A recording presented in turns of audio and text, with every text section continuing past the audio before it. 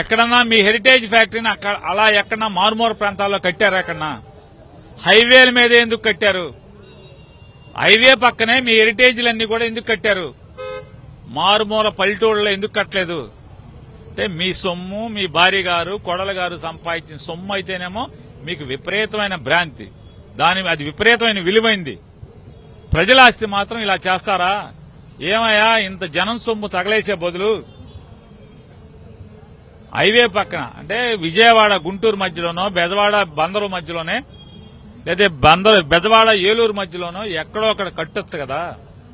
కట్టి మిగతా జోనింగ్ చేసి వదిలేస్తే అది ప్రజలే నిర్మాణం చేసుకుంటారు కదా అని చెప్పని జగన్మోహన్ రెడ్డి గారు అన్నదాన్ని ఏ రకంగా వీరు చిత్రీకరిస్తున్నారు, ఎంత దుర్మార్గంగా చెప్తున్నారు. జగన్ గారు ఏం చెప్పాడు? మరి రోజు మీరు ప్రతి సంవత్సరం చేసేదేంటి?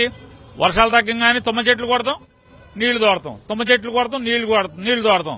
దానికే 100 కోట్లు ఖర్చు పెడుతున్నారు. దానిలో ఒక 1000 కోట్లు పెట్టి నీళ్లు తోడతాకి పంపోసులు కడతామంటున్నారు. ఇదేనా పోలవరం ప్రాజెక్టా, పట్టిసీమ ప్రాజెక్టా, లేదా ముచ్చుమర్రి ప్రాజెక్టా, లేదా రాయలసీమ లిఫ్ట్ ఇరిగేషనా? 1000 కోట్లు పెట్టి లిఫ్ట్ పెడతాం ఏంటి? అంత వరద వచ్చే చోట రాజధాని కడతాం ఏంటి అనేది జగన్మోహన్ రెడ్డి గారు ప్రశ్నిస్తే దాన్ని ఈ రకంగా మీరు అవాకులు చవాకులు పెడతాం.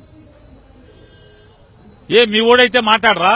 మీ ఓడి చేసే పాపాలు, మెడికల్ కాలేజీలు అమ్ముతానంటే 50 కోట్లు చేసేదాన్ని 10 రూపాయకి నేను ఇస్తాను రా బాయ్, నా ఇష్టం అని మాట్లాడితే, ఒళ్ళు బలిసి మాట్లాడితే దాని గురించి మీరు అంటే ఇట్లాంటి బూతులు మాట్లాడరా?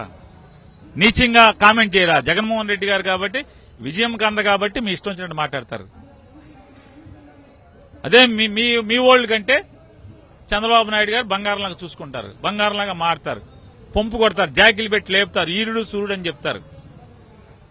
కాబట్టి కట్టి పెట్టండి. ప్రజలు చూస్తున్నారు ప్రతిదీ, మీ వికృత చేష్టల్ని ప్రజలు చూస్తున్నారు.